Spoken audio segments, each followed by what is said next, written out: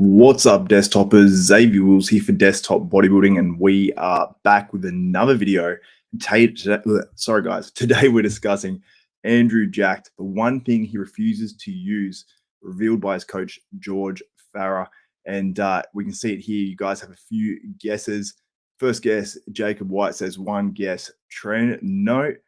Dirt Frog says insulin, question mark. Dirt Frog also says, haha, it must be simple. And the lone powerlifter gets it right first and says GH. Charbol Sard also says GH and says George Farah said it on the Dennis James podcast, which is the Menace podcast. Someone says volume. Hopefully you guys can hear me. If you can't, that is frustrating, and I'm so sorry, guys. So let me know if you can hear me or not. In the comments, someone says volume, so hopefully you can. Let me know that ASAP. So I don't know if you guys can. Let me know if that's a little bit better, at least. Hopefully it is, because I was actually showing Nathan Diasher a few things with his microphone, trying to get that to work. So let me know if the volume is okay. We can hear you. Awesome. Okay. So Andrew Jacked, obviously crazy impressive. But today on the Menace podcast, which had a whole bunch of guys on there. It had Chris Aceto, had George Farah, had Chad Nichols, had Milos Sarcev, and obviously Dennis James was on there as well. So guys that have all, I mean, I'm trying to think, all these guys, except maybe Milos Sarcev, have actually prepped Big Ramy, come to think of it. So it's pretty crazy, but obviously all well-renowned prep coaches.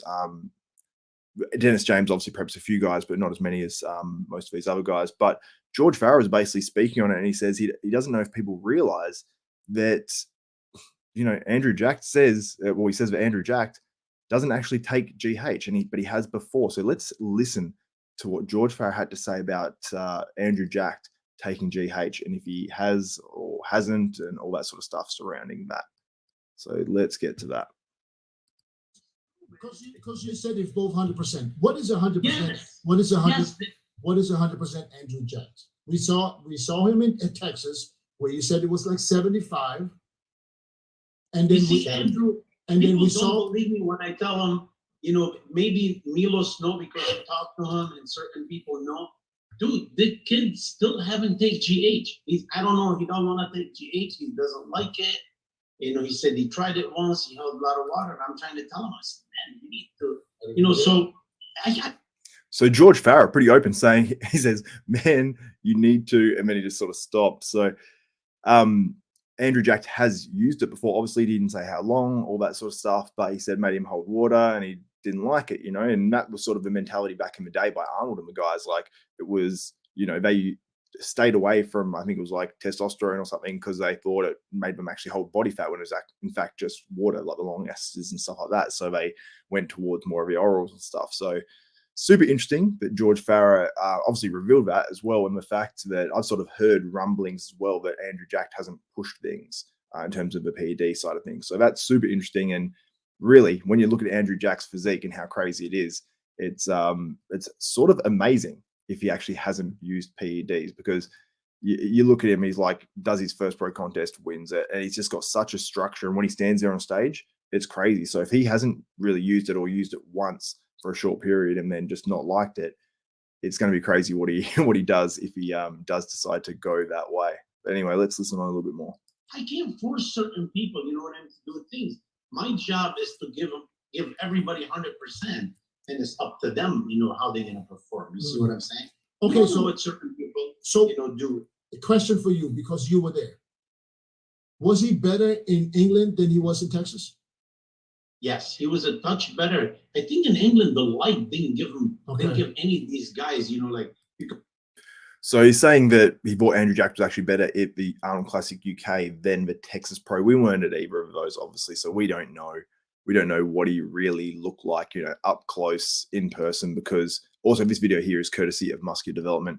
I'll put the link to that in the description after this is posted, and the link to the full podcast, the Menace podcast, is also in the description below right now, so you can check that one out. But, you know, if Andrew Jacked does come in, you know, shredded at Mr Olympia, if he does decide to use GH, I mean, this could be the difference, because I can't imagine there's any other or many other guys that are on the open Mr Olympia stage that aren't actually using GH. Let me know your thoughts on that in the comments below.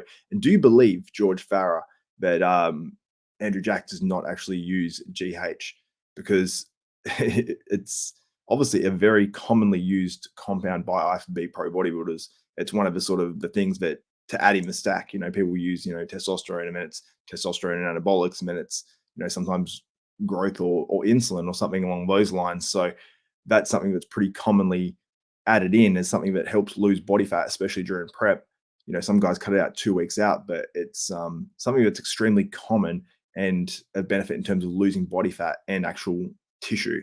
The one thing people do say about it, though, is obviously it can hold a bit of fluid and all that sort of stuff. So let me know your thoughts. I'll go to your guys' comments in just a moment as well, and answer a few questions from you guys. JD Shahan Shahan says, "Hey, I think some gifted guys don't need GH. Maybe he took some GH in the past while he was growing and stopped using it now. GH is very overrated."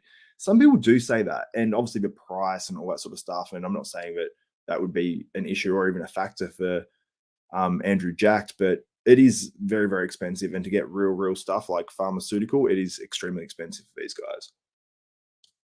One other factor is as well, when you do take GH, you have cell proliferation. I can't remember the exact terminology for it. Is hyperplasia, where the muscle cells actually divide and they split.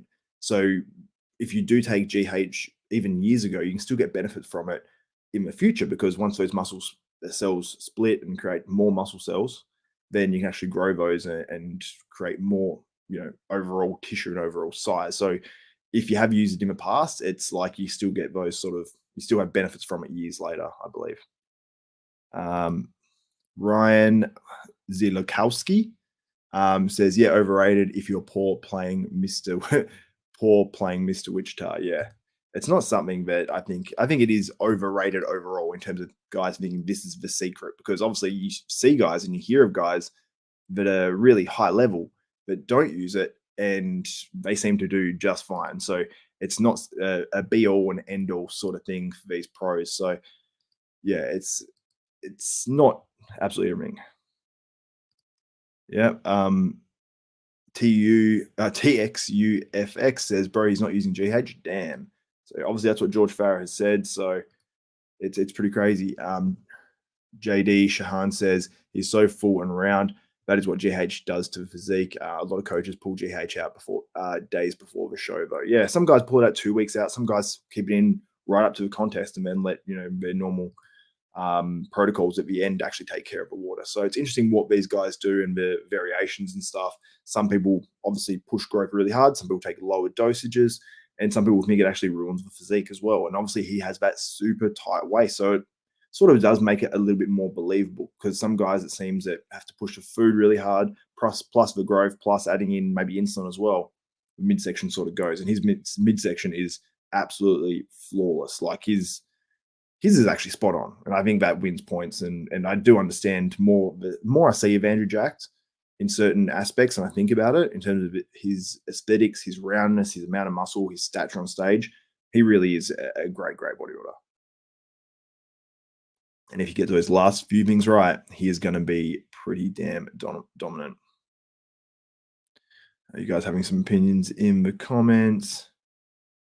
Dr. Tim Boker, just a good amount of tests, probably some NPP and Androl. That's all Laverne took, and he looked insane. Yeah, I haven't heard directly from Laverne and what he's done and all that sort of stuff. But Ramsey Shong says, "I think if he doesn't ruin his physique with excessive gear, he will give Brandon Curry a run for his money soon." Definitely possible. He's got a fantastic physique. Obviously, he's actually not a super young guy as well. So it could be the fact that, because he's been in the sport longer, his career may actually last longer. Who knows? Brandon Curry, I think, could go for a lot longer as well. But I think he's a couple of years older than Andrew Jack. But it's only a couple of years, I believe. So anyway, guys, thank you so much for tuning into this live. Hope you guys enjoyed it. If you did enjoy it, give the video a like, drop some comments and stuff after this video goes up, and share my stuff out on social media and tag in Desktop Bodybuilding and myself, Xavier Wills 89 on Instagram. It's much appreciated, guys. Thank you so much for watching this one. Check out the latest Bodybuilding University as well, posted up today. It had myself, Nathan Diasher, Brett Wilkin, Johnny Shreve, who has almost 400K subscribers on YouTube, and he gives his YouTube advice as well. And we also had the return of Martin Fitzwater. So it was a killer show. Honestly, it's a favorite one.